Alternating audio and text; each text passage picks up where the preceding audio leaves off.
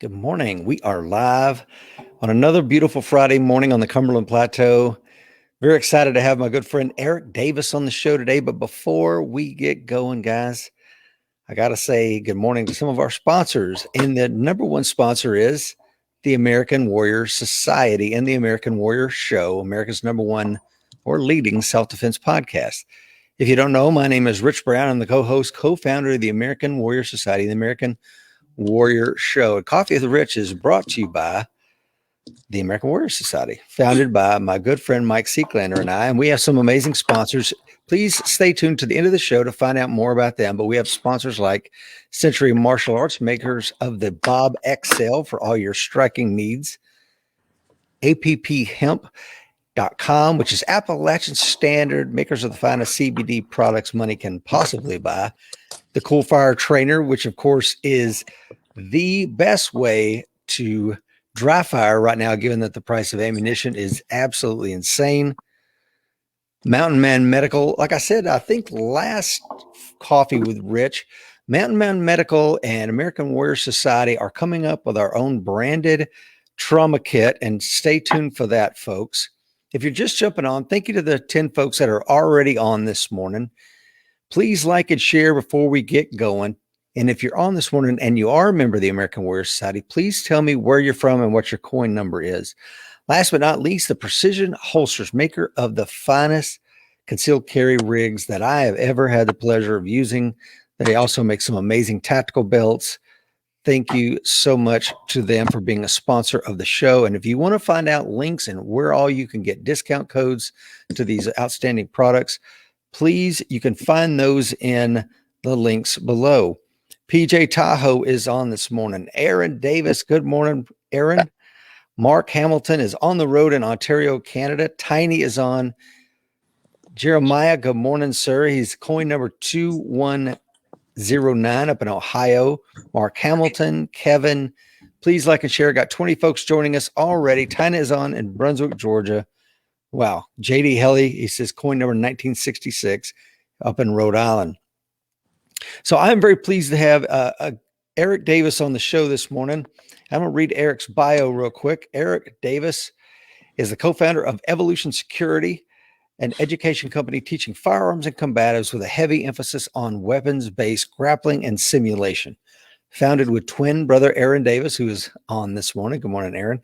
And colleague Brian, EvoSec's mission is to help new and experienced shooters with not just the shooting acumen, but to also understand how to avoid the fight altogether through lifestyle choices, understanding pre-fight indicators, encouraging a baseline of physical fitness, and espousing the need to have a grappling base through Jiu-Jitsu and Wrestling. EvoSec also produces the Evolution Security podcast. And if you're not listening to that, you should be, assisting and educating their audience in self-protection philosophy, recommended training modalities, recommended reading and interviews with industry leaders, and ending each show with their personal accountability, which I always find very refreshing. They definitely practice what they preach. Eric is a lifelong martial artist with over 30 years experience, 20 years in teaching experience, an Army veteran with tours in Iraq and Afghanistan as a soldier and as a civilian. Some of Eric's training and experience highlights is certified range master through Tom Givens, competitive shooter, IDPA masterclass, instructor black belt in Jeet Kune Do, MMA, Filipino martial arts under the late Terry Gibson and Darian Whitaker, apprentice instructor in Thai boxing. Primary martial arts training now consists of Brazilian Jiu-Jitsu, wrestling, and weapons-based grappling, as you might imagine. Eric is also a 7-time alum of Craig Douglas's ShivWorks ECQC, which is Extreme Close Quarters Concept, and he is authorized to teach ECQC curriculum through Mr. Craig Douglas, South Narc himself. Good morning and welcome to the show, Eric. Good morning, Rich. Man, it is wonderful to be on the show with you. You know, I don't feel like I hold a candle to the majority of your guests, so I feel very privileged to be invited on. You and Mike Seeklander have been amazing supporters of us and mentors. I mean, you know, I think we're going to talk a little bit about this, but you guys are a big reason why we're even doing this. So thank you very much for having me here. Eric, I'm glad to have you on the show, brother. It's been a long time coming. Will Parker is on. Jason Brown is on. Dan Mueller. Wow, we got a lot of folks joining us this morning. Oscar is on. Alan, Teresa. Good morning, folks. Please like and hit that share button before we get going. You're definitely going to want to check the show out. So let me ask you right out of the gate, Eric. Thank you for those kind words, by the way. Tell us a little bit about yourself and kind of what does that bio miss? So, again, my name is Eric Davis. I am from Broken Arrow, Oklahoma. Being from Oklahoma definitely was shaped by, good family values. My parents definitely allowed us to do what we wanted to do. They didn't force us to do any one particular activity, encouraged us to do certain things. Like back in the day, my dad encouraged me to wrestle. I wrestled for a little while. I wish I'd have stuck to it all the way through high school. Now it took me into my 30s and 40s to really embrace wrestling. But that said, again, from Broken Arrow, Oklahoma, graduated there in 1991, dabbled around in college, joined the Army in 2001. So I was a late bloomer to the Army, because I joined the Army right before 9/11, and not really knowing what thing, how the Army was going to go for me. Wasn't sure. But then 9/11 happened when I was in AIT, and I remember I was in a technical MOS, and that's what I do today. I'm as far as job goes, I'm in the technical communications field. So just want to get that clarity out there. But our instructors brought us outside and remind us what we joined for. And again, that started a life of quite a few deployments. Again, not on the sexy side. I want to make sure I emphasize that. But anyway, I have a twin brother. Again, you mentioned him, Aaron Davis. He and I grew up together, playing music, skateboarding, martial arts a little bit. Aaron didn't do as much martial arts as I did, but later in life, he's really, really embraced that. I started Taekwondo in the 90s, and that was kind of my first real immersion into martial arts. But then I stumbled upon Bruce Lee's Deo Jeet Kune Do. And if folks have read that book, that shapes a lot of people. I mean, Bruce Lee was the original mixed martial artist. So would you agree? Yeah, I would totally agree. And I have a dog-eared copy of that book I've had for 20, 25 years. And I've got scribbling all over the margins. That is a seminal piece of work there. Absolutely. And so Jeet Kune Do, the Deo Jeet Kune Do, led me to look for Jeet Kune Do as a study. And lo and behold, right down the street I say right down the street, handful of miles, was Gibson's Martial Arts in Tulsa, Oklahoma. And I called the gym. The late, great Terry Gibson, unfortunately, he passed away to brain cancer many years ago. But he answered the phone, and I simply asked him, I said, "Yes, sir. What do you mind if I ask who you're trained under, or who your certifications are under?" Because I was curious. And he says, "Well, I'm under Sifu Guru Inosanto." So if folks know who Inosanto was, he was Bruce Lee's prodigy, and good, and maybe his best friend. I mean, he's still around, absolutely doing it. He's still doing jiu-jitsu, Thai boxing, all of it. He's amazing at his age. The next day I signed up. So that pushed me into more functional systems, sports-based, Muay Thai boxing. I embraced the Muay Thai and the boxing, and also embrace the grappling. But with a little bit of explanation, the way we trained grappling back then wasn't as effective as we know grappling today. It was more of a series of locks, lock flows. I mean, we definitely learned jiu-jitsu submissions, and submission wrestling techniques, but it just wasn't practiced in the proper context like we practice grappling today, because everybody knows that the best way to train grappling, either wrestling or jiu-jitsu, is being on the mats. and working against resisting opponents in that environment. Juxtapose that to, okay, how does that apply to our real self-defense? And that is that it's one of the best ways to train at close to full contact for the weapons-based environment. I mean, it works so well for that environment that I think has been proven over and over again. There's no better methods either than the jiu-jitsu and the wrestling. Controlling the hands, most important, one of the most important things in a weapons-based environment. And frankly, those two combat sports are tough to beat. Well, without belaboring, or bloviating on, Rich, I guess that gives a decent synopsis. So I guess I will digress a second. Again, the weapons-based grappling really came from meeting Craig Douglas and working with him over the years, which I know we probably will get into a little further. But with that said, I think that'll give a decent synopsis of who I am. Okay. Jay is on out in Hawaii. Good morning, Jay Fujimoto, my good friend out there. Will is on, says hello, Rich and Eric. John out there in Yukon, Oklahoma, coin number 1919. And again, if you want to find out what a coin number is, please check out AmericanWarriorSociety.com. Take a free 14-day trial. We couldn't make it any easier for you folks. And if you don't like what you see there, you can jump out again. Manhar out there in South Africa. Good morning, sir. Looking forward to having you on the show. That's going to be awesome. Donald is on.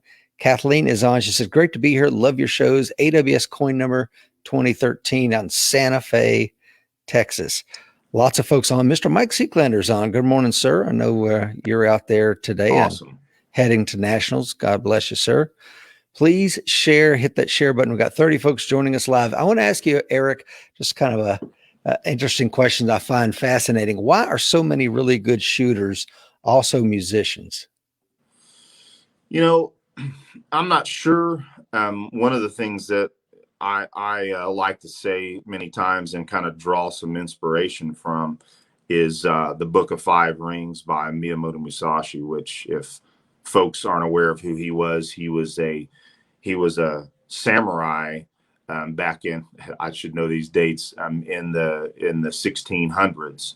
And he wrote some amazing writings on martial arts. And if you read them today, the Book of Five Rings reads like your mixed martial artist today.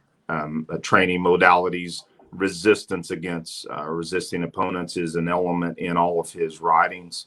And Miyamoto Musashi used to say that all martial artists still need art. So I think that the art of music gives us an escape, because we all need escapes. We love, even though martial arts is the most important thing to me outside of my family, I need an escape from that as well. Take a break from it, just play music. Again, if folks listen to our show, they'll notice the bumper music. My twin brother Aaron and I, we play that music, and it's also another outlet. This podcast has been an outlet for us to play more music together again, even if from thousands of miles away we pass back tracks back and forth. And so that's been extremely fun. But to circle back to answering your question, I think having a well-balanced life as a martial artist, to include art and other hobbies, is extremely important in keeping us well-rounded, if that makes sense. Yeah. Guile is on out there in the Philippines. Rob is on. Gerald is on. Jera. Karen Allen. Good morning, ma'am, out there in East Tennessee. Ted Leonard is on. Eric, Ted says that he is from unexplored parts of central Mississippi. Good to have you on. Dr. John Adine is on. Good morning. So one of the things I wanted to talk about, so you talked about your martial arts background, Jeet Kune Do. I want to ask, where did you get into the weapons-based grappling, Eric? Where did that come in? So I'd really like to hit on, I would call him my most important mentor. And that's a guy by the name of Mike Brown, or Michael Brown, as he typically goes by. Mike is, I like to quote Spencer Keepers, who I had heard recently say that Mike is probably the best instructor out there that you'll never hear about. And Mike's a humble guy. I mean, he was out in the open for many, many years. That's how I really got my shooting base. Definitely comes from Mike Brown. He's definitely the person who taught me pistol as a platform in the method that I use today, which I will admit is very much like the methodologies that you and Mike Seeklander use. That our platforms are very similar, if not exactly the same. But anyway, that said, Mike Brown, I met at Gibson's, and I'll never forget. I always like to tell this story. Is that in grappling class, I'm rolling with Mike, and I could not touch him. And at that point, I'd competed in some submission grappling tournaments, and I did well. But Mike just, I could not do anything against him. And I went up to him after class, and I said, "Hey, Mike, where do you get your grappling background from?" Because at this time, he was brand new to the school. So you make assumptions, silliness as a younger man. And he goes, "Oh, I wrestled for Cornell." I was like, that makes sense. And he didn't just wrestle for Cornell. He was a Division I wrestler. Mike has always seeked out the best instruction that he can get. I mean, he's willing to fly people in, which he did with Cecil Birch, which I'm sure we may be able to talk about here in a little bit for his jiu-jitsu. He drove to long distances to take pistol classes. I mean, he showed performance increases that I had never seen anybody do. In fact, I mean, he was on the lower end of IDPA, which he also shot. See him out there at IDPA matches, but he shot real accurate. And then all of a sudden he starts beating everybody. I'm like, what's going on? Mike is like, I've been taking some lessons here and there. And so he makes it to the top of IDPA. I mean, he was an expert national champion, and then shot the top level in masterclass, top 5, I believe, a couple of times.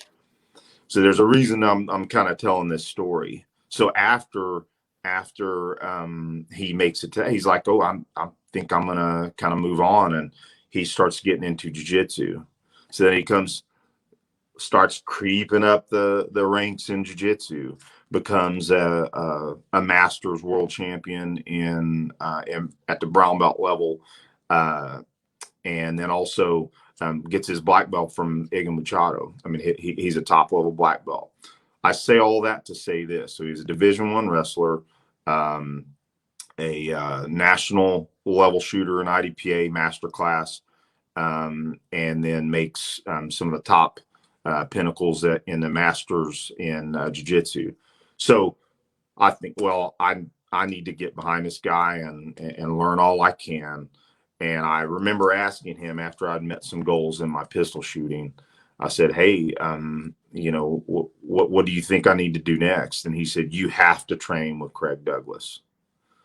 And I'm like, "Who's Craig Douglas?" He's like, "Hey, join this forum called Total Protection Interactive." And I jump on the forum. He recommends me, because you couldn't just jump on TPI, because it kind of they're not being snootish. They're just trying to keep a lot of the riffraff out. And I started perusing and learning from a lot of these folks, Craig being one of them. But it took me years before I actually got into his class. But never forget, 2010, Cecil Birch hosted Craig for his flagship course, Extreme Close Quarter Concepts.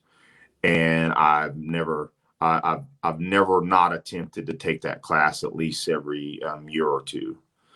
So that brought me to hosting him, and I'm thankful to call him a friend, a dear friend. And so essentially, ECQC is a it's a fundamental course teaching how to deal with the worst problem in the weapons-based environment, and that's an entangled fight. And it's not that Craig pushes the fact that, hey, this is the way things are going to be all the time. It's a niche problem that if you don't have capabilities in it, you could be in a lot of trouble.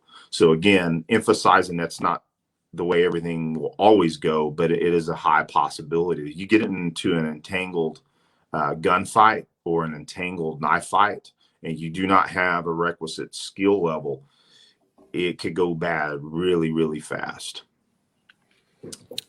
Yeah, I tell you, it's funny we're talking about this because this morning I saw a video I'd never seen before, and that was there's a guy at the counter at a convenience store, and you can see that he's carrying, he's concealed carrying, but it's at the small of his back. Okay. And he's printing rather pronounced, right? And this African-American male walks in. He's kind of looking around the store. He walks in just like, real casual. He gets behind the guy in line, and you see his head look down. He sees the printing. And you know what he does next, Eric? He attacks the guy from behind, and he's pulling the guy's shirt up, and now they're on the ground wrestling for the gun. And it went from 0 to you're fighting for your life in an entangled gunfight. The gun comes out, they're fighting over it. It was just a great example of people that there are a lot of people in our community that are heavy on the gun side that will tell you that the entangled gunfight is a myth, which I find just like, how can you say that with the amount of evidence that we have out there? Yeah, it's amazing the amount of evidence that we have. I mean, one of our favorite go-tos is John Correa on YouTube. His channel, that's one of my favorite tools, which I'd like to talk a little more here down the road in the show. Is there's plenty of evidence of it, and what I will say is that I'm not trying to talk bad about our all of our people in the community of the Second Amendment community. There is kind of a revolution going on where I think a lot of people are understanding the problem and the necessity to square it away.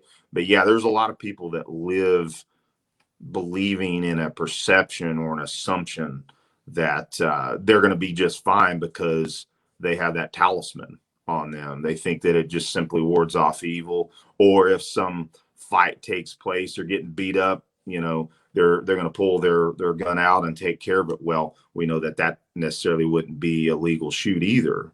So without having some form of combatives capabilities, and you're carrying around a gun, you're kind of doing yourself a disservice. Now, I want to be careful. This is something that Tom Givens brings up fairly often, which is true. Civilians, by and large, do well with very little training. What happens when they really needed that training and they lose their life because of it? So back to what you were saying is that, just having it on in the small of his back and just assuming he's prepared, he wasn't prepared at all.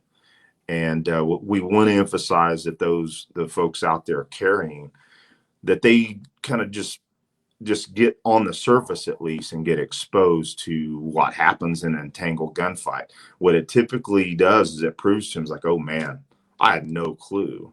I can give you several examples. I for about 3 years at my old jiu-jitsu gym, I taught a weapons-based class. We call it a CQS, close quarter solutions, and people would come in there, and it was one of two reactions. It was like, my gosh, I need to do way more of this. I had no clue it was this bad. Or they don't come back. I think it's, in many cases, it's because it exposes a reality that they didn't know was there, and it shattered their preconceived notions, if that makes sense. Yeah, I want to talk to a couple of things here. Dr. T.C. Fuller is on, of course, retired FBI agent. He says the entangled gunfight is a glaring lack to be found in almost every Leo Academy curriculum in the country. I tried to get that corrected in my own agency for years to no effect. I hope you are more successful, sir. Yeah, and Mr. Rob Pincus is on this morning. Good morning, Rob. Awesome. Says if you look at the data on defensive shootings like Tom Given's data set, the vast majority of the shootings gets done just beyond 2 arms reach. But that doesn't mean that there isn't contact during the event or opportunities where learning integrated fighting wouldn't be valuable. We've been arguing about this since we started ECQT back in the early 2000s. Yeah, same here. You know, in the let's see, I had a Mike Seeklander and I had the first company we had together back in '95 was a company called Tact, and then we had another one, close quarters biodynamics, and that was like in '99 through 2001. But again, at the time, I just had a little judo. I didn't have any. There was no Brazilian jiu-jitsu anywhere around me in the '90s, as you will recall. You had to be one of the very lucky few that happened to live in one of the few cities that had it. So we were kind of like experimenting with this. And like I told Cecil Birch when I interviewed him, eventually I just kind of gave up on it. I thought this is too difficult to solve. I don't know if anybody can solve this problem. And what you guys have been able to do, specifically the ShivWorks Collective, and of course people like you that are carrying the torch forward, Eric, is really work on that paradigm and work it and pressure test it. And here in just a minute, I'm going to talk to you about how important pressure testing is. But before I get there, I really want to dig into mindset a little bit. I'd like for you to talk about Lanny Basham's work and how it's impacted you. Talk also, Eric, about how one develops mindset. Is it really just as simple as beating the crap out of yourself, putting yourself under pressure? Does visualization play a role in it? Tell us your thoughts on that. Yeah. So, man, that's a lot of things to hit on, but they're all deeply important to success. So, I'll certainly hit on Lanny Basham again. Mike Brown's tutelage. He exposed me to Lanny Basham's protocol and positivity. A lot of times in our training, we allow negative thoughts to come into our minds, especially if it relates to your competitive side. And one of the things that Lanny Basham talks about, and I'll show this book here because I think if we can put out one book that I think will help a lot of folks out during this discussion, is a book called let me get it in the screen here, With Winning in Mind by Lanny Basham. It really enables your mental game to bring your self-image to what your skills may be. Now, granted, there's varying different degrees of skill, but if you have a high level of skill, but your self-image is really small, you're not going to perform at your best. And so using Lanny Basham's protocol, if you look at all those successes that Mike Brown had, and why I mentioned them earlier, is he used Lanny Basham's protocol. And Lanny Basham was a gold medalist shooter in the Olympics. I believe it was in the 70s. I should know those dates. It was definitely in the 70s. He now focuses on mental coaching. And we've had him on our show as well. If folks want to check that out, it's an amazing show. The bottom line is, one of the best tools he has in it is he has an affirmation statement. And a lot of people may kind of poo-poo on the fact that, it seems like, kind of motivational mumbo jumbo, but it isn't. It absolutely works. And for the basics of it is essentially that if you have a particular goal, the best goal I can give you is when I made Masterclass back many years. And I want to clarify, I'm sitting right below Masterclass right now, because I've chose to focus on other skills. But I will say that I can actually teach shooting better than I could back then. I attained that level through Mike's help. But I teach much better now today. So I'll get back there when I decide that I want to put the effort into it. But right now, my efforts are more in my jiu-jitsu. But that said, the affirmation statement is basically taking a goal and essentially confessing that as it's already taken place. There's a lot of details to it. But you also every single day write down what you did to attain that goal. And so I can tell you, I can attest, I've used it with multiple goals, and it does work. So, using that as the model of positive imprinting, how will that also help us in self-defense? It's kind of a little bit of apples to oranges, but it kind of segues into how we use visualization, because Lenny talks about using, he calls it rehearsal. He prefers that statement better. But I still like to use the word visualization, because bottom line, and our late great friend, Dr. William April, spoke on this very highly, is that your brain cannot tell the difference between faux stress and real stress. To use Mike Brown's word, he simply says your mind can't tell the difference between reality and fantasy. And there's truth to that. There's all kinds of studies out there that show this. Bottom line is if you see something, even on video, I use video a lot. I'm sure you do as well, in your jiu-jitsu. I mean, all of us are looking at YouTube or BJJ fanatics looking for videos to help us in our jiu-jitsu. Well, you should be doing that in self-defense as well. You should also be using visualization to help you in winning a fight, because I'll tell you, there are so many scenarios that can take place that if you've never been there before, it's a novel stress to you. You may not react as quickly as you really should.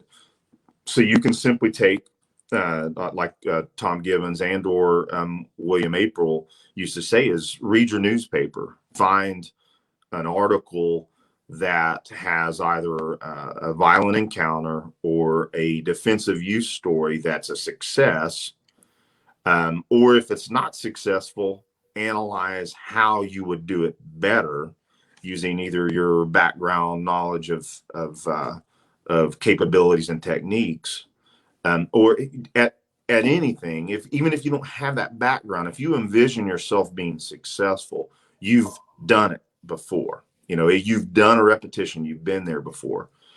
That's deeply, deeply important in your reactionary gap, of the OODA loop. As I know we've spoke on that before. John Boyd's research on that. But anyway, we want to observe, orient, decide, and act faster than our opponent, either if it being a violent counter or whatever it is. And the only way you're going to be able to really do that is if you prepare for that, which will kind of push us later in the conversation to the use of simulations, simunitions, and force on force. But again, pointing towards using visualization and video can really enhance your defensive paradigm. Yeah, completely agree with that. And there's several things I want to touch upon that you mentioned, Eric. But before I do, let's say howdy to some of the folks that are on. Becky is on. She says, Taekwondo in my 20s, that a little MMA too, no martial arts in my 30s, began jiu-jitsu at 43, still going strong at 46 with no plans of stopping. And I think Becky is speaking to some of the folks that are commenting this morning that, they're in their late 40s. Not sure if it's time. I'm going to tell you right now, I started jiu-jitsu after having a heart condition, 3 knee surgeries, and a shoulder reconstruction. And, 3.5 years later, still doing it. It is absolutely possible, folks. You can definitely do that. Alan Kelly says, yeah, the entangled gunfight happens more than we realize. Got to be ready and aware. And of course, Alan is a retired Virginia State Trooper. William Parker says, it's not the odds we train for, it is the stakes. Yeah. Yeah. Well said there. TC says that With Winning in Mind is one of the very few books that is required reading at the FBI Academy these days. Nice. And the only one required by the Firearms Training Unit. So Carrie says most police departments only shoot a few rounds at the 0 to 5 yard line, and that's a piece of paper that doesn't move. My old agency went from 10 rounds to 50 with the introduction of ECQC type training and the stats that nearly 50% of cops are killed by their own handguns. And I saw that with the video that I referenced a little while ago, Eric, that this poor guy that's fighting with a gun on in the convenience store, he's looking down the muzzle of his own gun as the perpetrator is trying to angle the muzzle, and they're fighting for control of the firearm. And ultimately, it appears that he doesn't get shot, but the perpetrator ran off with the concealed carrier's firearm, which is just, it's unacceptable. And one of the things I do with the American Warrior Society, all new members can get an onboarding session with me. We jump on the phone, we talk about their goals, where they want to go with this, what their current skill sets are. And one of the things that I'm always shocked with talking to new members is the how they're not prepared for not necessarily the entangled fight, although it's a part of it, but that weapons retention piece. How do you retain and maintain control of your firearm in that close quarters environment? And of course, I always direct them to the series of videos we have on that. One final thing before I turn it back over to you, and I got another question for you, Eric, is Rob Pincus says, with winning in mind is awesome. I'd also recommend Mike Gillette's work in the area of mental training to go along with physical training. Yeah, I'll have to check that out, Rob. Oh, yeah. When it comes to visualization, you had a point about that the brain cannot distinguish between what's novel stress and what's real stress. And I think that most people just can't wrap their minds around it. So I'm going to say that again. Just let that sink in. When you visualize these things, your mind and body, you may experience emotional flooding. You may experience some sort of adrenal response because the brain is really putting itself in that position. And it's so important to have, like Lenny talks about in the book, these performance statements. And before I shoot, when I come up to the line in a match, I'll say my performance statement in my head. It's very simple. Grip the gun, see the sights, be aggressive. Nice. This is not the time for timidity. This is the time you've trained for this, man. You know what you're doing. Grip that gun hard, see those sights, and be aggressive. What do you think? Yeah, that's awesome. And you brought up one of the most important aspects of that book. Yeah, you have to have a positive imprint when you are competitive and you want to do well. Yeah, there's folks that don't use that type of preparation or philosophy to be successful. But if they do use it, they're already successful. They're going to break ceilings. So yeah, it absolutely does work. Again, if people really doubt that it works, simply just try some of the basics and see how you feel. I'll circle back to something you said. If you're again using visualization for encounters, defensive encounters, and you don't feel some form of kind of a little bit of not tenseness, I don't want to use that word, but a deep down inside, it affects you. You're likely not doing it right. You should be feeling those sensations, those the sensory things that happen when we're in a lethal force encounter. If you experience that through your visualization tools, you're just that much more prepared, and it helps you control your emotion. That's something that's deeply important. One of our last guests a few episodes ago, Lieutenant Chris LaPrey, good friend, he said it really well. Having emotional control is one of the most important tools, and you can use visualization and positive imprinting to help keep emotional control, which is going to also, again, help with making better decisions. You may not be able to shoot that person. You may not even be able to punch them in the face because you have no legal grounds to do so. Having emotional control will help you make better decisions. Yeah, I totally agree. And just for the record, my mantra was shamelessly stolen from Mr. Mike Seeklander, because if it works for him, then guess what? It can probably work for me. So I just want to get that out there. One of the things that I also want to talk about, and this is often misunderstood, is the and I don't want to go too far down this road because I've got a lot of more stuff I want to cover with you. I want to talk about de-escalation and some other things but before we get to that, I really want to touch briefly on situational awareness. And now, you said something a moment ago, Eric, that reminded me of a story that I read, one of these martial arts parables where this young man comes to this sword master, some guy like Miyamoto Musashi, and says, I want to learn the art of the sword. He's like, why? He goes, well, because I don't want to get hit by a sword. I'm afraid of that. So I really want to learn it and be prepared for it. So the sensei says, okay, no problem. First, you must work in the field. I'm going to teach you how to farm. And so he shows the young man how to farm, and he's out there in the rice paddy every day. And the next thing you know, he gets whacked by a kendo sword and the wooden sword. And there's the master behind him. He's like, you got to be aware at all times, even in the farm. So he keeps farming, and day after day, the master would sneak up on him at any time of the day, no matter what he was doing, and whack him with his sword. And finally, after many years of farming and getting whacked by the sword, he no longer can get whacked by the sword. He's constantly aware, and he completely dodges the sword every time. And the master finally one day puts down the wooden sword and says, you don't need to learn how to fight with a sword now. You can be a farmer. So I thought it was an interesting little parable about, the situational awareness piece is so important that this particular guy thought, if I can make you aware that the sword is out there and you can defeat it before it ever touches you, then you won't need it. So I thought that was a pretty interesting parable on situational awareness. Oh, absolutely.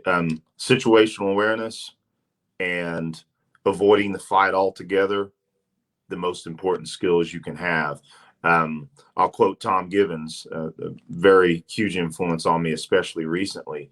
I like the way he says it. Very, very simply. If you know who's around you and what they are doing, you're unlikely to be surprised. And you'll at least have that gap in the space to be able to make a decision. Yeah, today all you have to do, and I know this is a little bit trite, but you see people walking around with their phone in their face, completely oblivious. One of the things that bugs me too, and is people that are walking around with earbuds in their ears out in public, completely unaware. And if we can just get people in the self-defense community to a community, which a lot of those folks, that's not new information. But again, especially folks new to it may not think about those things. If you just keep your head up and you look around, you're aware of who's around you, what they're doing, and you keep your face out of your phone and keep those earbuds tucked away until you're in an area where you can go into a little bit of a condition white, you will be much less likely to be the victim of a crime. Yeah, you'll be deselected by the criminal. Deselection, absolutely. Yeah, it's like, do you really think that a lion out there, he's looking for the biggest antelope with the sharpest horns, or is he looking for the one that's old, wounded, sick, not paying attention? I mean, it's simple. We may have lost Rich. We still got you, buddy. Can you hear me? Yeah, so I'll kind of pick up on what Rich was saying. Can you hear me there? Until we get him back. If you've got your eyes up and you're looking around, and let's say somebody is in fact looking at you as possible prey, then if they see you aware and your eyes, your wits are about you, you don't look like an easy target. They're going to move on. Rich, do we have you back? Can you hear me? Yes, sir. Okay, good. Yes, so you were talking about the antelope and the lion. Yeah, I kind of picked up a little bit on it, but if you wanted to finish your thought. Yeah, the point of the matter is, if you do those things, you'll be deselected. He's not going to choose you. He or she, the predator, is not going to choose you. They're going to choose the softer target. So as much as it pains me to say, if we're alert, if we're prepared, and the criminal can only select two people. He can select potential victim A Potential victim A has his head and eyes up. He's alert. His hands are free. He's moving with a sense of purpose. Back is straight, eyes are forward. He's making eye contact with everybody. Or victim B, smaller, weaker, head and eyes are in the phone, got the little white earbuds in. Who do you think he's going to pick? Yeah, absolutely. That looks like a bit of an easy target, is exactly what they think. And that's something we all have to avoid. So when it comes to preparing for the fight, Eric, let's talk about what role does verbalization, de-escalation skills, pre-fight indicators, maybe some of Craig Douglas's coursework on managing unknown contacts, anywhere you want to take us on that one. Yeah, so I'll start the discussion with a story, and I'll hit further on it. Many years ago, when I hosted Craig for the first time, I hosted at my old jiu-jitsu gym, and great people there. But I locked down the gym, meaning that I scheduled the gym to use because ECQC is Friday evening through Sunday evening, so it's a weekend and a half long course. Well, the first evening of the course, Craig covers what you just said, the managing unknown contacts, or MUC.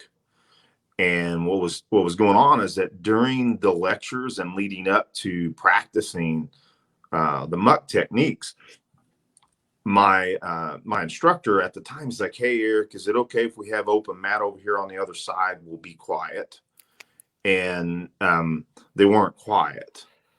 And Craig, this was again my first time. I had taken the course, a couple of times before, and I didn't know Craig that well at that point. But I was kind of trying to be accommodating to both, but yet we had folks pay good money, flew in, travel long distance for this course. And Craig comes up to me, he says, "Eric, listen, that shit didn't happen out there. Pardon my French. You got to end that right now." So I had to walk over to my instructor, owns the gym, and I said, "Hey, we locked this down. We've, paid a rental. This, we need to cut this down." And he agreed. But one of the points that I breezed over is Craig said, "This is the most important portion of this class. These people, I want them to get this. All these folks need this more than they need anything else in this course." So of all the entangled gunfighting and all the jiu-jitsu and the wrestling, he said managing unknown contacts was the most important. And that stuck with me. And I knew that basically, from the other courses, but that drove home that to Craig, of all these years that he's been teaching us, managing unknown contacts is the most important. And so to break that down just a little bit, is that if somebody's approaching you on the street or wherever it may be, and they're wanting to discuss or get interrogatory with you, in some cases it may not be in our best interest. Sometimes you can kind of tell the person's benign, but what happens if they're not? So in this day and age, especially with the current events, with how this nation's kind of losing itself, I'm not sure what to think of it at times, but you could be being approached by someone who's just trying to find out if you're a soft target or not. And in some cases, their intention, regardless if you're a soft target or not, but they decided they either want something from you, or they're just ticked off at the world and they want to take it out on you. You need to make sure that you, number one, maintain distance, because just the difference between one step can be an exponential amount of time for you to be able to react and defend yourself properly. So number one is being able to, again, being aware, but if somebody approaches you, you simply got to maintain some distance. And I want to go to heavily details on it because we'd certainly like people to seek this out, but having your hands up in front of your body, not down at your sides, not in your pockets, at least having them up and being able to ask the person, hey, can you back up? I need some space. Not feeling well today. You may not want to get close to me. Whatever you want to use to try to maintain that distance and help them deselect you if their intentions are bad. Just having those hands up, I will tell you that I cannot count the times that I've had to use these skills to somebody on the street that, people say you shouldn't profile. Well, I'll tell you what, you guys out there serious about self-defense, you better profile. That doesn't mean that you're rude and you're racial and all these things. I don't care what person, where they come from, what color, creed, whatever.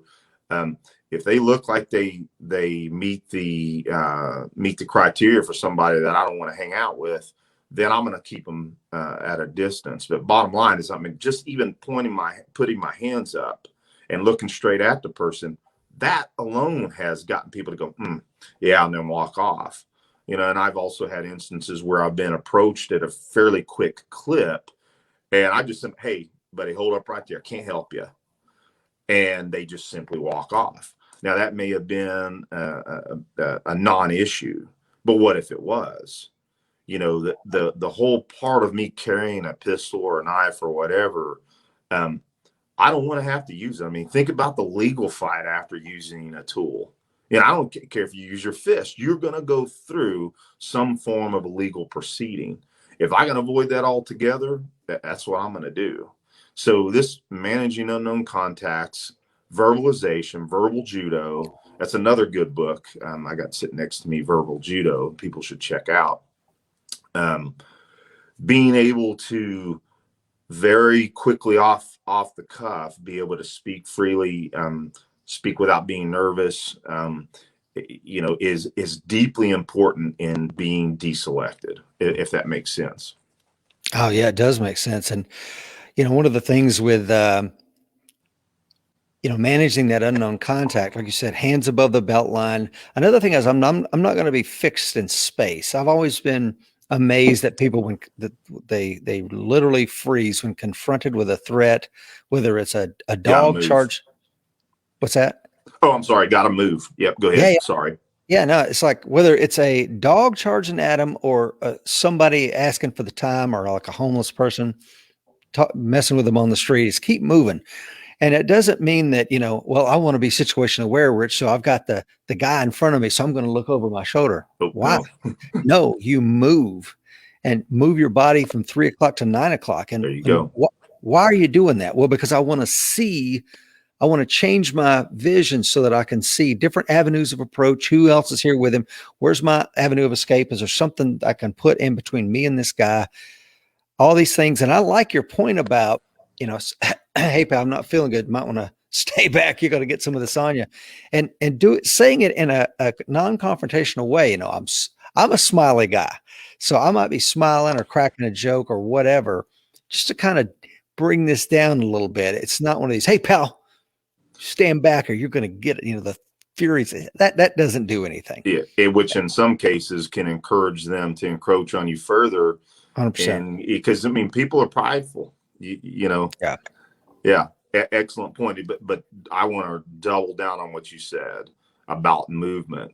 Moving to the 9 into the 3 o'clock are important for several reasons. Number one, you don't want to back straight up because their friend may be right behind you.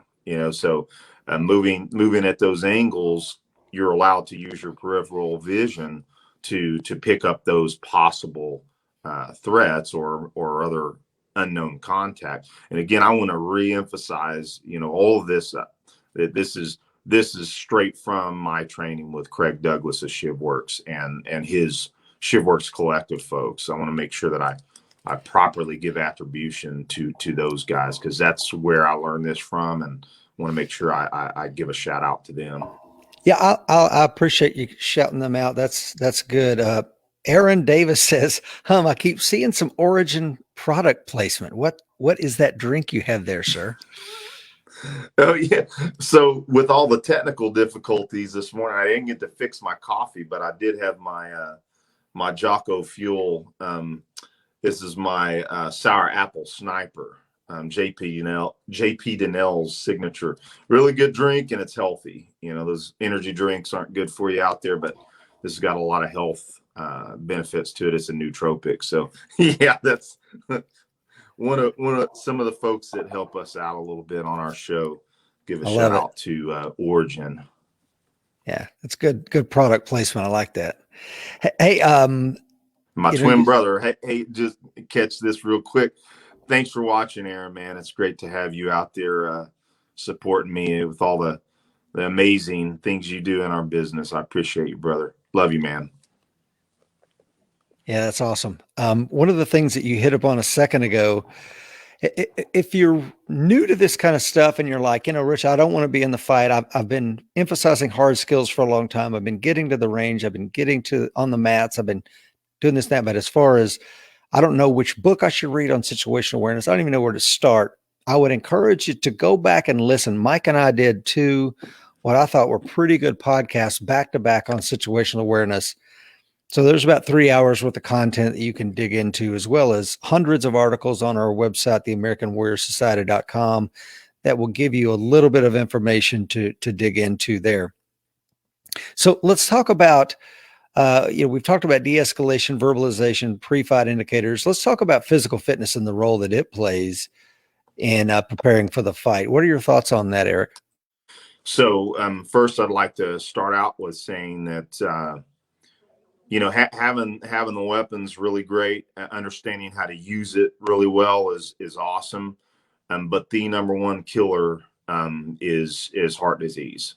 And to quote a good mentor of ours, Larry Lindemann, he says, you can't shoot a heart attack in the face. And bottom line, if you're carrying weapons out there, but you do not have a basic cardio base, then you need to try to correct that. At a minimum, I just give a basic out there. Folks should at least be able to jog for 30 minutes or walk uphill for 30 minutes. I mean, give that to yourself as a baseline. Of course, there's much more that you should be doing. But just start there, just start with something, walking down the street with your wife or your kids, but make it a lifestyle. I would say that at least 3-4 times a week I'm up early, and I've got an incredible home gym, one of the best investments I've ever made. And, but yeah, I'm at least in there 3-4 times a week and making sure that I'm also keeping strength up. I'm not old, but I'm not young. And so maintaining a requisite level of strength is deeply important in longevity as well. So, I mean, and again, shouting out a few basic capabilities. At a minimum, folks should be able to do 10 push-ups, maybe 1 pull-up, maybe 20 air squats, 30 crunches. That's just a baseline. But better yet, if you can do 5 pull-ups, 5 dips, body weight squats, whatever your body weight times 10, deadlift your body weight times 10. That, again, there's a lot more you can do, but make sure you can at least do some of those skills, because you're more than likely gonna need physical fitness over anything else. Again, it also helps with mindset too, which I'd like us to circle back to as well. But yeah, if you're not including some form of physical training every single week, several times a week, you're also doing yourself a disservice. No, I totally agree with you, man. And again, like I mentioned earlier, we do the onboarding session for those that want it, that when they join the American Warrior Society, and I always encourage them to take this American Warrior Society self-assessment that we have on the website, because that's awesome. Really good. You need to know where you're at, right, Eric? I mean, you can, I think a lot of men, what is it? Andrew Branca, our good friend, the self-defense attorney, says 100% of men think they can shoot well. 99% of them are wrong. Yeah. So again, it's like we tell you, shoot the 5x5 skills test, rifle and handgun, do the Marine Corps physical fitness test for your age and your height. we ask you questions on your medical background, edge weapons background, grappling and combatives background. And once you plug those values in, it gives you a score at the end. So, if you're deficient, you probably need to emphasize those modules in your training and focus on, to use your words, those modalities to improve your preparedness. Now, you have to have that as your, like you said, Eric, that's your baseline. Yep. Does that mean that's the goal, man? I hit the goal. No, you didn't. You're at the starting point, Yep.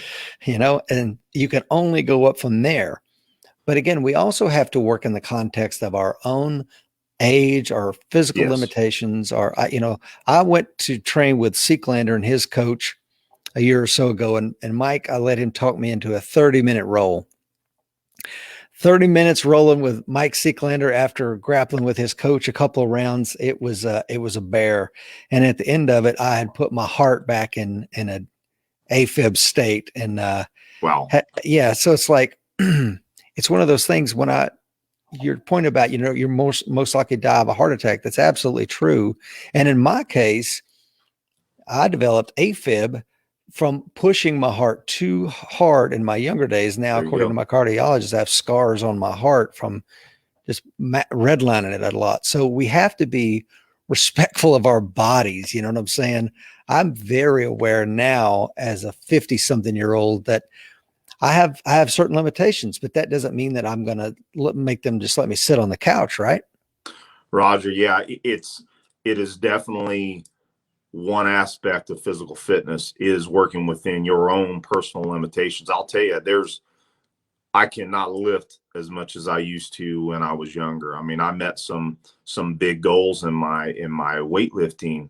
It was actually in my 30s where I peaked. I'm now 47, and I will tell you, I don't even attempt to lift as heavy as I used to, just because I've had. If there's any audience members out there that listens to Evolution Security Podcast, know I've been dealing with a major back injury. That I've had back issues over the years, but about 2 years ago, I blew a disc between my sacrum and L5, and I was out for 6 months. I couldn't walk without crutches. And then for the last 2 years, I've dealt with re-injuring it. I've had the longest duration of time where I haven't re-injured it. And I'm hitting my lifting goals again, or at least the current goals, and staying on the jiu-jitsu mats. But I will tell you, I am super careful who I roll with. You young guys out there, I respect you guys. But again, us older guys, we do not heal like we used to. And so if for some reason you're at my gym, any of my new partners at the gym, and I sit out around, it's probably because you're using your athleticism a little too much on this old guy. So I roll with the right people. So yeah. And the other thing, Eric, I was talking to Todd Fox about this the other day, is like, I do old man jiu-jitsu. I don't use strength and athleticism so much as I use techniques and leverage and kazushi and things of that nature that I can do up into my 80s if I want to, right? Right. Elio Gracie practiced jiu-jitsu until he passed away, in his 90s. So if Elio can do it, all of us can. I plan on training jiu-jitsu the rest of my life. And again, it's going to likely continue to modify and whatnot. But yeah, absolutely. That's the beauty about jiu-jitsu. Unlike, I will say, wrestling is a little harder on the body. But you can practice jiu-jitsu smartly throughout your lifetime. Yeah. TC says, I would have loved to hear the conversation with Miss Lisa when you told her you put yourself into AFib from wrestling with your buddy. I knew better when he said, let's do 30 minutes straight, no break.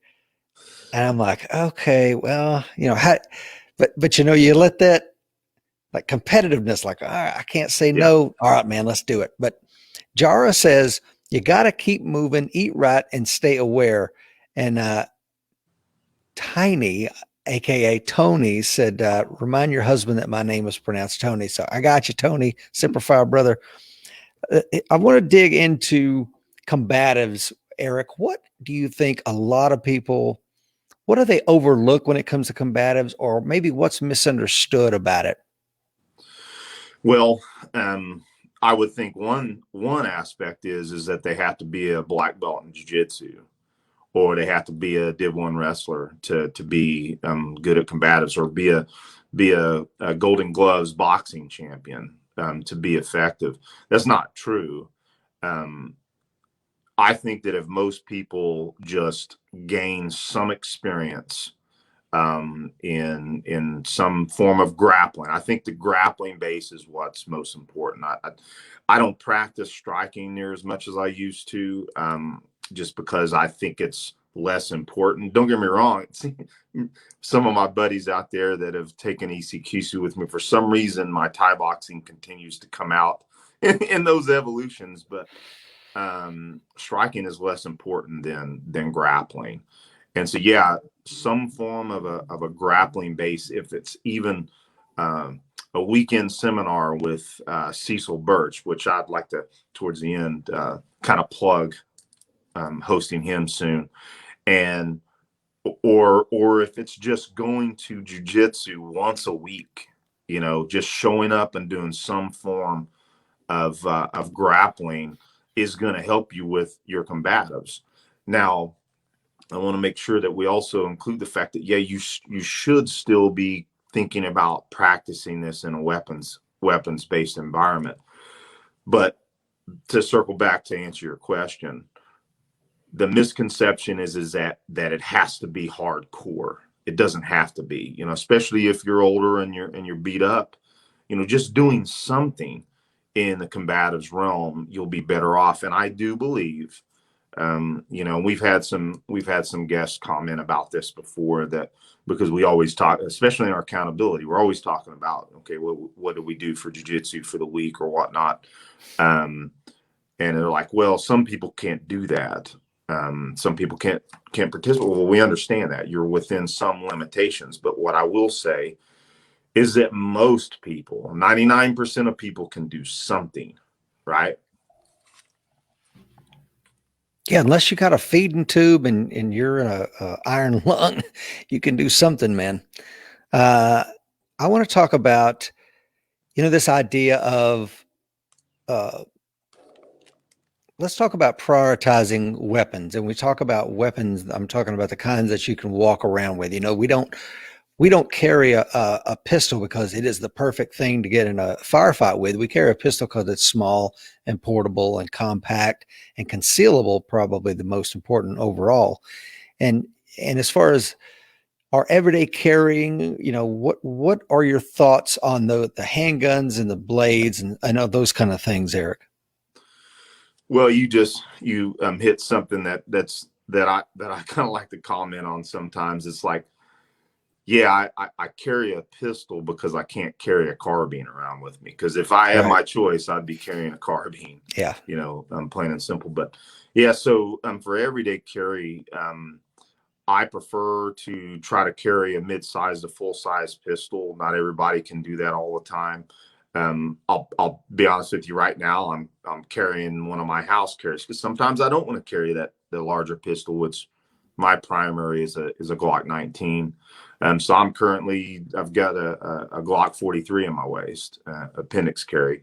So sometimes I like to carry down, but I'm typically carrying 100% of the time where I'm legal to do so. And I encourage everybody in the audience that, again, the old adage that, there's a low percentage that I'll need it, but what if? And one of the folks listening, I forget the gentleman or woman's name, that said that it's not the odds, it's the stakes. And I take that from Tom Givens, and maybe that person was quoting that from him as well. It is not the odds, it's the stakes. So carry as much as you can where it's legal. I try to carry 100% when legal. So again, you also have to look at how you dress, those things. But I also think there's an element to dressing around the gun a little bit. That's a kind of a phrase used out there.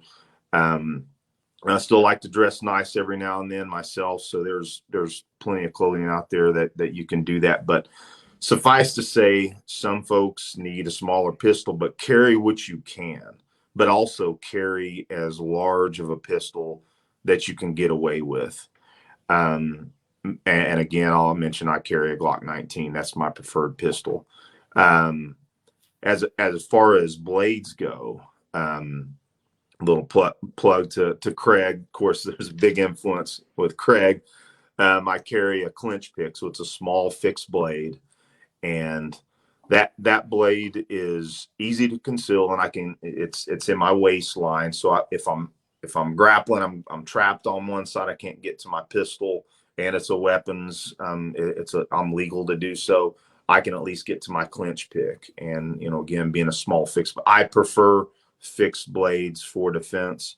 I also carry a folder, but I think the speed and ease of use with a fixed blade, I think that's the way to go. Yeah, it's hard to argue with the speed on a fixed blade. Definitely. Yeah, and I also believe I like to carry a flashlight. I think it's important to be able to see. Now, I'm not saying there's a misconception about low light shootings as well. Here we go. Yeah. So to me, the aspect of having a light is for PID, or identifying a possible threat. You can just be covering everything with a gun because you think you need to use your weapons amount of light. That's something to be mindful of. So I also believe you should carry a little bit of medical. I typically at least have a tourniquet on me. When I can do so, I've got an ankle kit that I use that has some combat gauze, and of course a tourniquet and a chest seal. That's one thing that folks also need to really keep considering, is that making sure you have some base level of understanding how to stop a bleed. There's a lot of classes out there right now. Seek out Sherman House. He has awesome classes. He's one of our good buddies. Give him a shout out. And what you guys do, again, I want to, that's one of the things I meant to circle back to, is folks in the audience, if you are not an AWS coin member, do so. The amount of information that is on that website, it's everything you need. So, I mean, if you aren't a coin member, do so, please, and check out everything that they have on there. You guys will benefit greatly if you're not a member. So I meant to say that earlier, because what you guys are doing are amazing. Again, what I said earlier, you guys are a big reason we're doing this. Thanks, brother. Gordon is on this morning, coin number 1688 from Ohio. Good morning. Let's see here. Tony says a folding knife is a broken knife held together with a pin. I like the way he said that. I've never heard that before. I want to talk real quick about weapons-based grappling, and as far as weapons-based grappling goes, I want you also to discuss pressure testing it, which would probably lead into, Eric, the importance of using simunition and simulations. And however you want to discuss the topic, I'd really love to hear your thoughts about it. Yeah. So again, everybody that's trained in jiu-jitsu or trained in wrestling before they ever were exposed to a weapons-based environment will quickly tell you that, man, this is vastly different. What you can get away with on the jiu-jitsu mats versus when there's a weapon involved. I mean, I'm not as limber as I used to. I love my berimbolo every now and then. I can do it some, but it's not something that we're typically going to get away with on the street. You also can't just willy-nilly allow your opponent to be using their hands however they see fit, just because that's what you do in a grappling. Now, I will say this: everybody that's good at jiu-jitsu knows that they're still looking to control those hands, even in a sports-based environment. But that said, you can't get away with your opponent's hands just doing whatever they want to, because that's what kills you. It's the hands that has the tool in it. So you have to be cognizant of controlling those hands. So in a weapons-based environment, that's the most crucial aspect, is controlling the hands. And again, the jiu-jitsu that you use on the street, yes, there's some similarities, but you need to be cognizant of that in a weapons environment. Not only that, you need to be cognizant of where your tools are and how you can access them in fight. In fight weapons access, again, another thing that folks that carry on a regular basis, and they get exposed to a weapons environment, they quickly figure out, man, I can't even get my weapon out into the fight if I needed to. So if you're not practicing that in a pressure environment, which is what ECQC exposes you to, any of the combatives with weapons you guys are doing, what we're doing, if you're not in that under pressure, it's not likely going to come out. And so you're going to be, if you're in a situation like that, you're going to be in a lot of trouble. So using pressure is deeply important. And I'll kind of hit on the mindset piece, which we kind of just breezed over earlier. Pressure testing also helps you with your mindset too, you know, because you're unlikely to panic on the street if some big dude's on top of you if you've been there before. Otherwise, some people, they go into that drowning state to where they're frantic and they don't know how to get out. And again, that can be a losing fight. So pressure testing in an environment, either in the gym or, you know, in some cases, people I've taken a few ECQCs where it's on the dirt. There's rocks and everything. I remember picking out rocks out of my elbows out of the Phoenix class, but pressure testing is deeply important. So how do we pressure test? Well, you can do it with blue guns, simulate that. And I'll tell you, if people don't have simunitions or have access to it, at least grab your blue gun, you know, and put it in the holster. Have both you guys have holster blue guns and wrestle. You know, see, just the basic drill is to simply see if either one of you can deploy your pistol. It's not necessarily in the context of real self-defense, but just simply drilling to see if you can effectively get that tool out and into the fight. So that's a basic drill. But if you can do it with simunitions, which for folks in the audience that may not know what that is goodness, I've got one sitting right here incidentally. So let me get that in the picture there. So what this is a simunitions round. It's got a plastic tip that has a goblet of soap that's got food dye, and it inserts into a Glock T gun or any other pistol that fires this particular round, and it has a pain penalty. So what it does is that in an environment where you're in a scenario and you're worried about getting shot with this thing, it puts a ton of pressure on you. In fact, I'll use an example of my first DCQC. I don't remember half of what took place. So the actual audio exclusion and the ocular occlusion or the tunnel vision really takes place if you've never been under that kind of faux life or death situation. So again, that's the one of the biggest aspects or attributes of pressure testing with force on force, is that your body and your mind learn to deal with those situations better.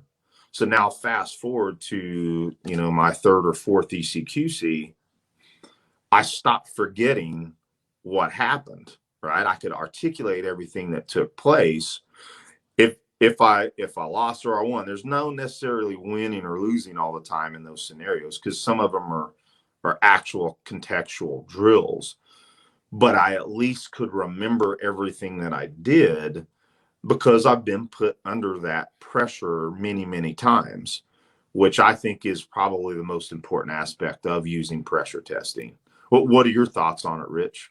No, I completely agree. Every time I've been, well, not every time, but most of the time when I've been shot by simunitions, there was a lesson that I came away with. You know, it's like, okay, Don't pie the corner like that. You're going to get shot.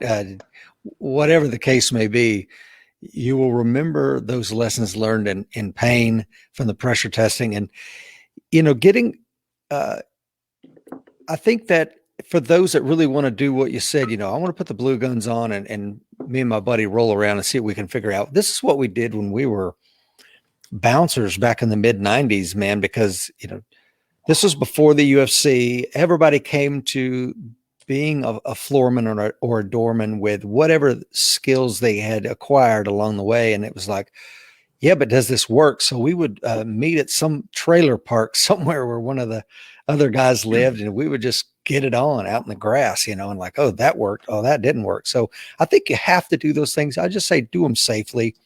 A mouth guard is a good idea. Maybe some eye pro if you're going to use some dummy edge weapons, but pat each other down. Make sure there's no live blades involved. Oh, we got the blue gun. Yeah, but you've got this thing on your belt line. It's like that. You're just asking for a problem. So I think those are great for everybody. Just keep it safe out there.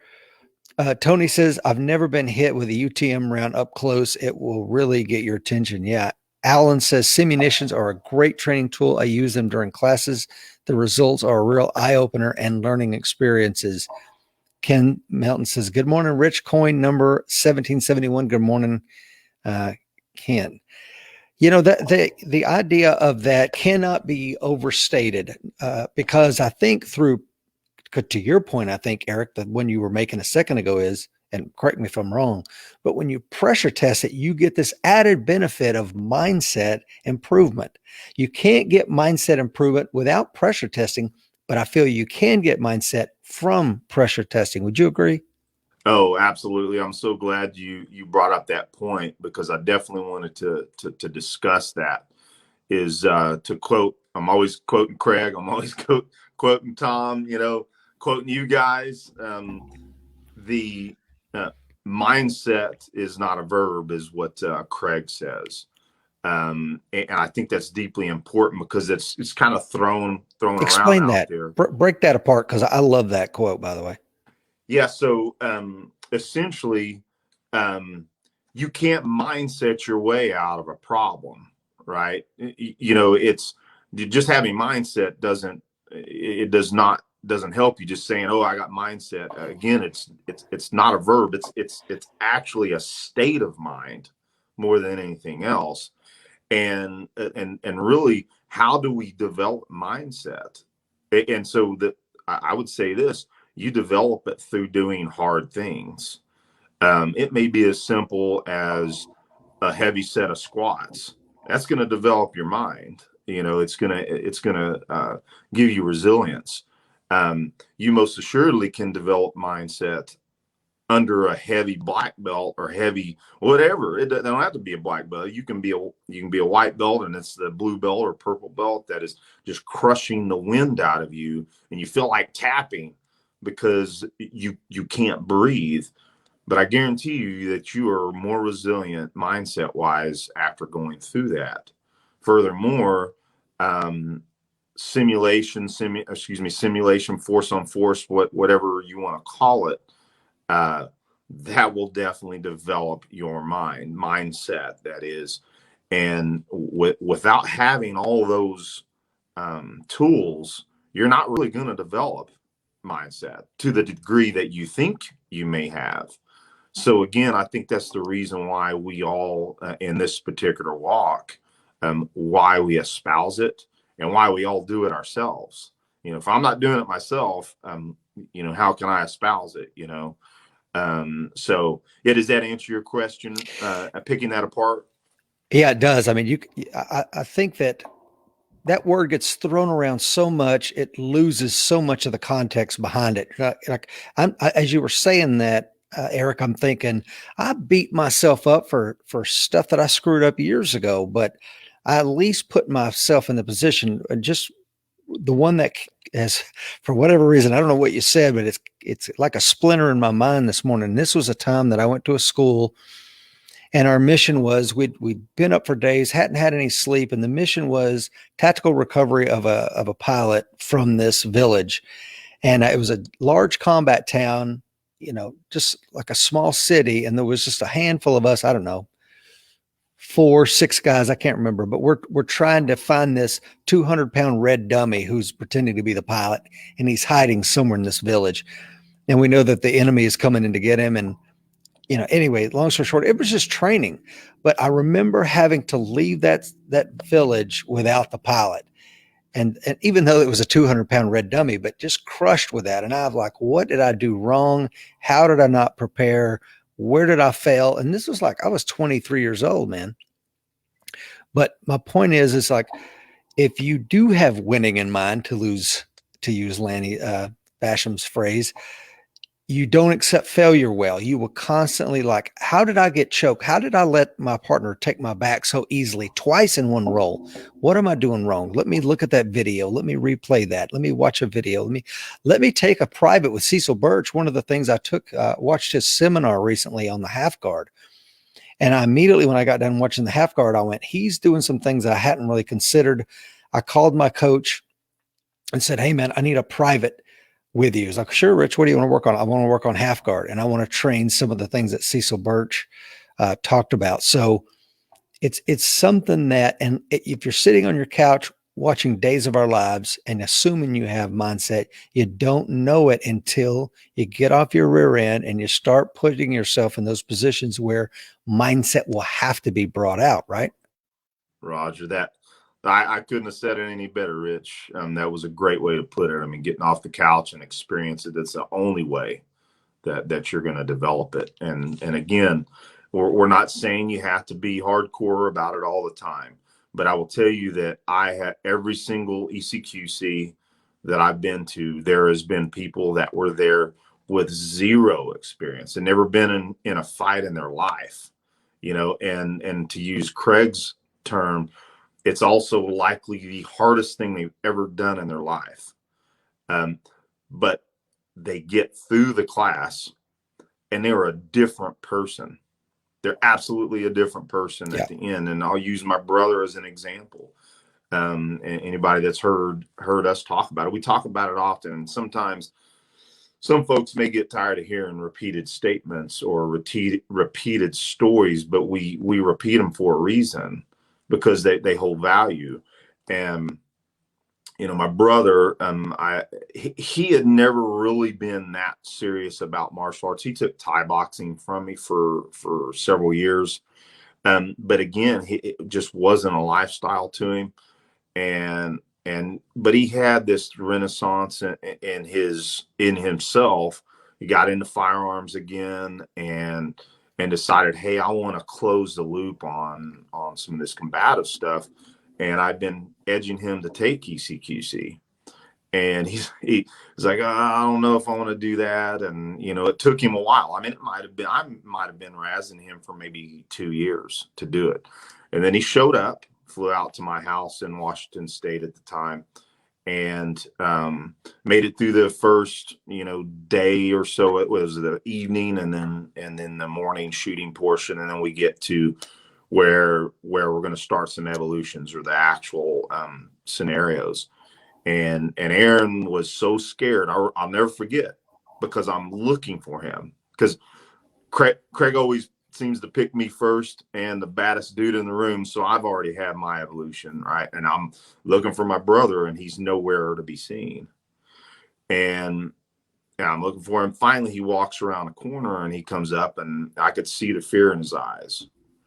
And then we started suiting him up, and he put the fist helmet on, and he got in there. He did it, and it was a tough scenario for him. It was against a cop that had college wrestling. He's a tough guy, and he got through it though, and then he made it through the whole class, and now he's a 3-time alum. And now he trains jiu-jitsu regularly. It changed him.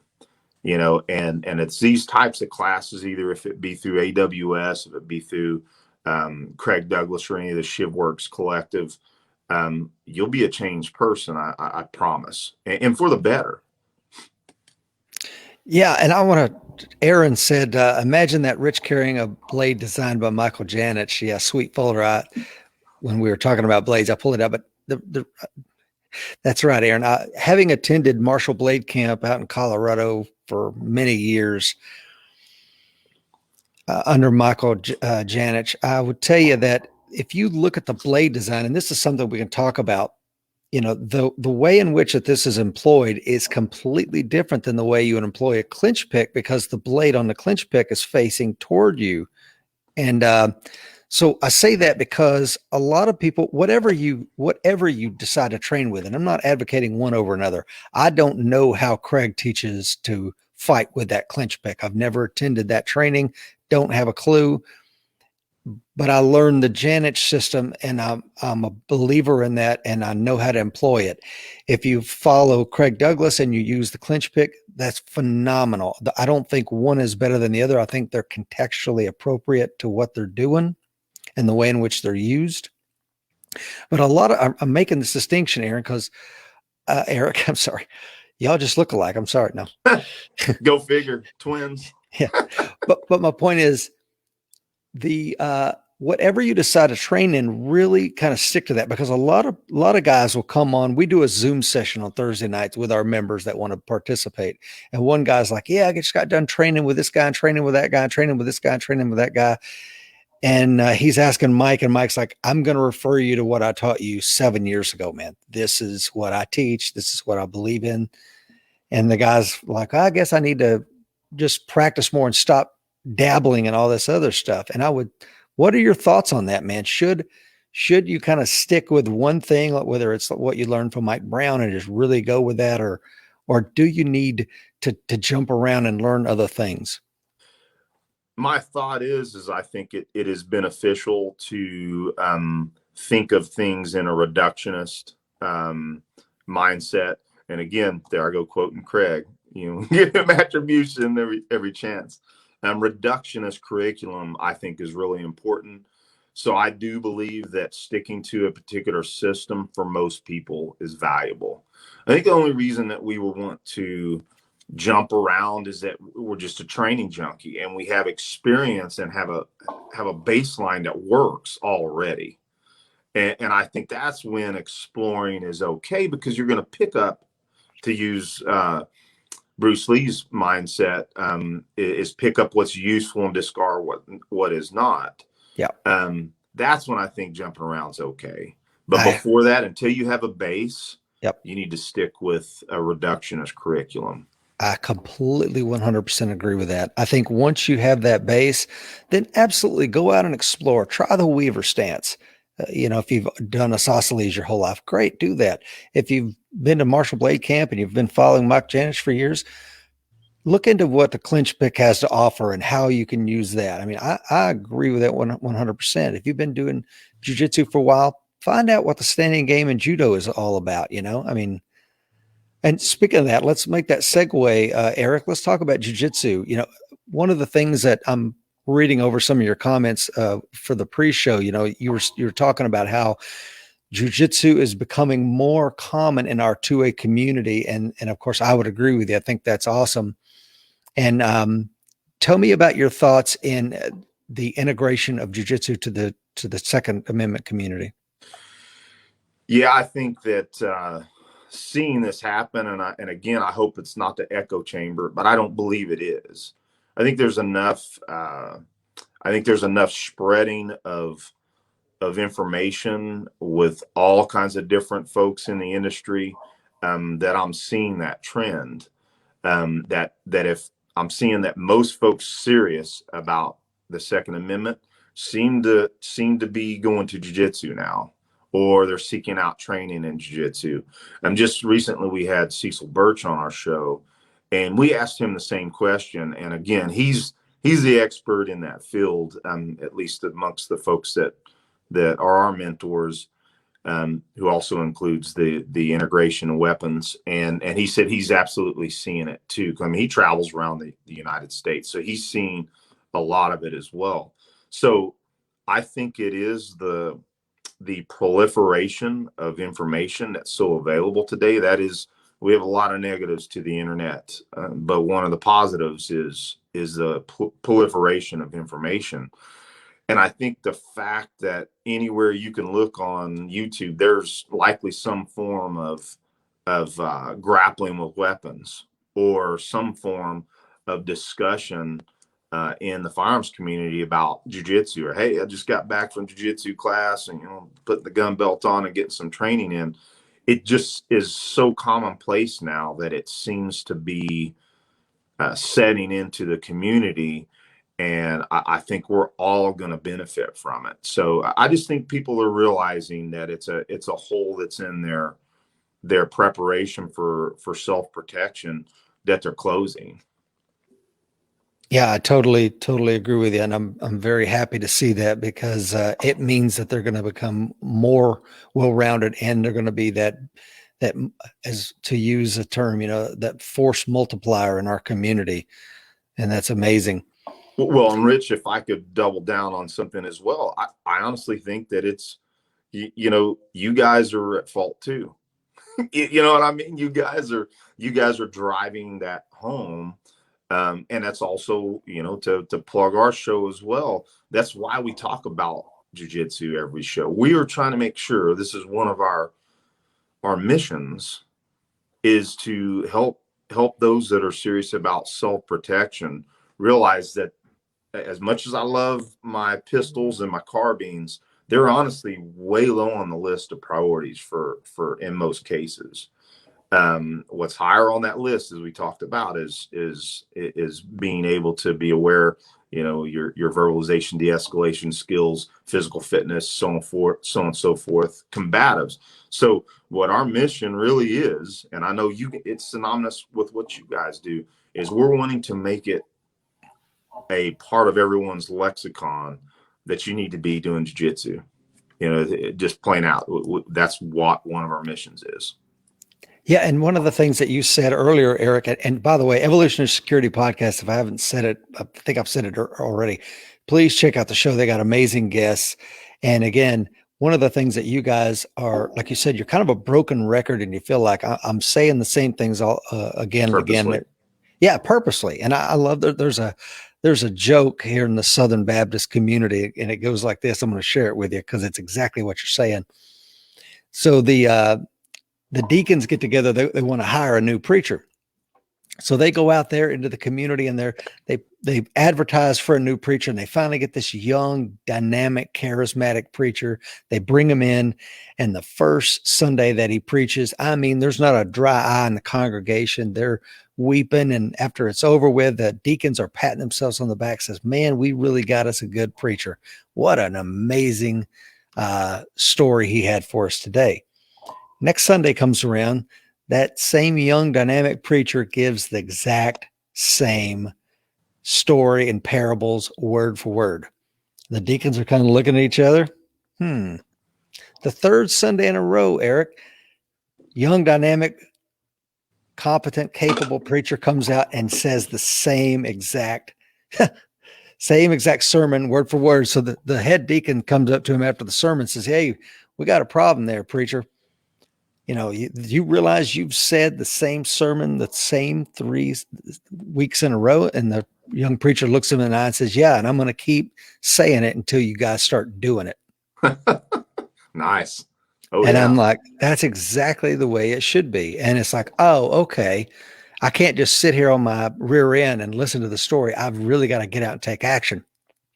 And that's why I love the accountability piece that you guys do at the end of your show. And when I had the show Across the Peak, Justin Carroll and I used to do the same thing, an accountability piece. This is what we did this week. I went shooting so many times. These are the skills I worked on. This is the round count I fired. This is the times I went to the gym. I got on the mats. And it's good for people to hear that. It's like, I'm not just, I'm living this lifestyle. And again, it's not for everybody, but if you're watching or listening this morning, then I would imagine it's probably part of your lifestyle too. And you're part of our family and part of our community. And I'm just love to have you here. Well, very, very well said. And it's important for us, that is one of the biggest things we get interaction from our listeners on is accountability.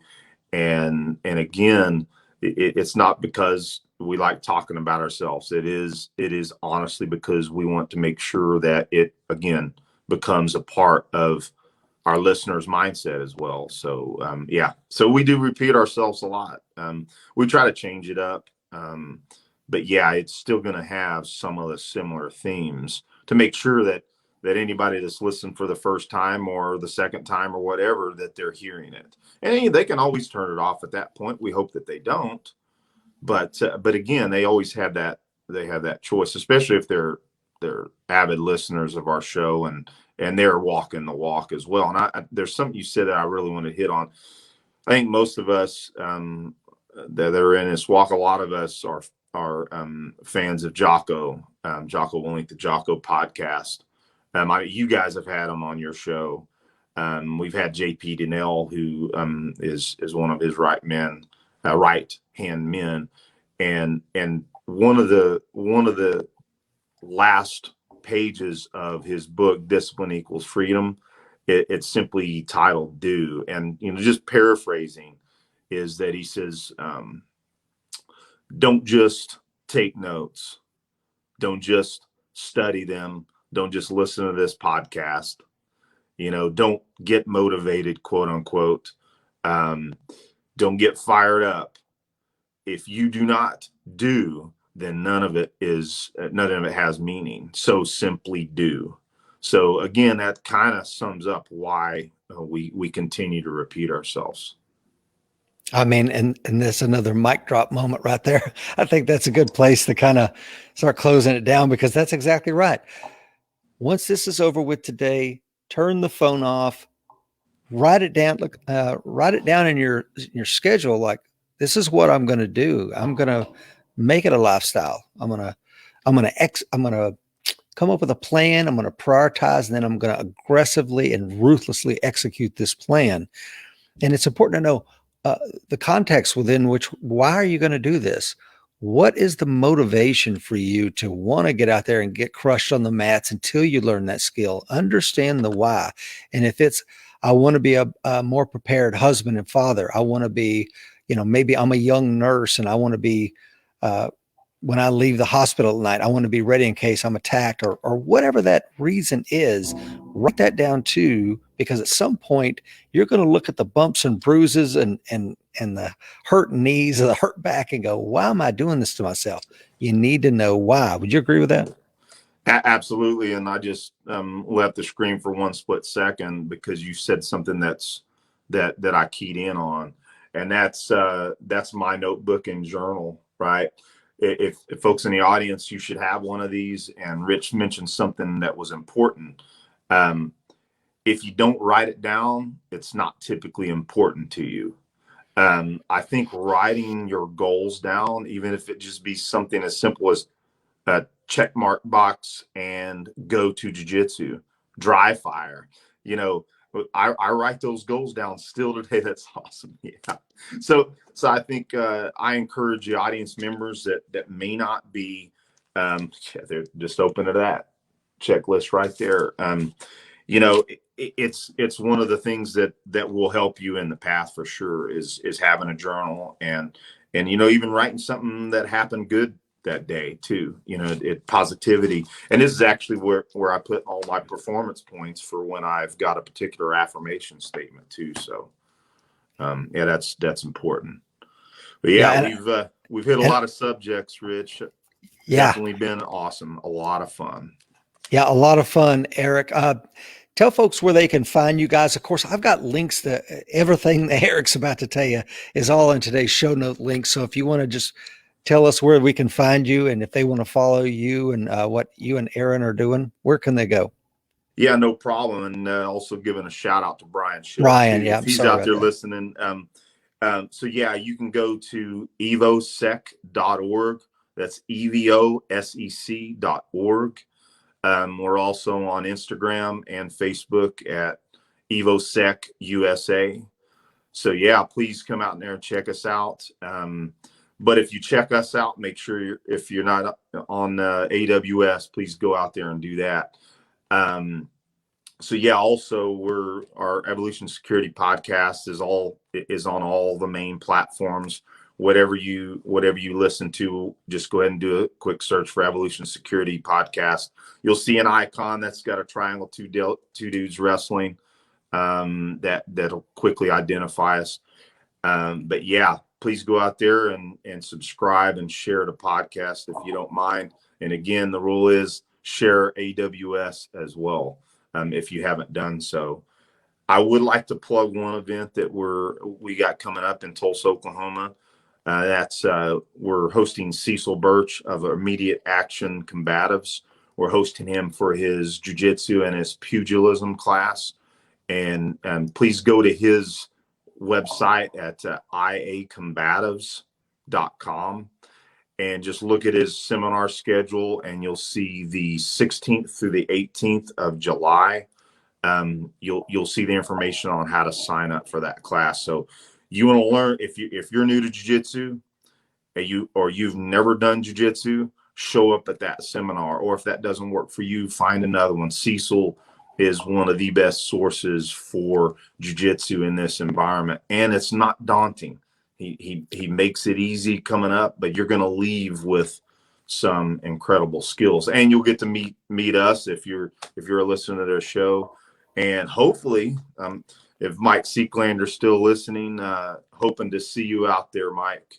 And it's at Clinch Martial Arts, by the way. But anybody else out there, please give us a shout and show up if you can. Yeah, and again, thanks, Eric, for coming on the show today. And thanks to those that are out there. Also, Aaron and Brian, thank you for everything you do to make Evolution Security Podcast an amazing show. Johnny King says, step 1, buy a notebook. Great show, guys. Kathleen says, did you write that down? Alan says, another great show. Great info. Give direction and purpose to better yourself for your life and for survival. Eric, thanks for being on the show today. Thank you for everything you do for our community, my friend. And I just want to say to everybody watching and listening today, remember, folks, the fight is coming. Be ready.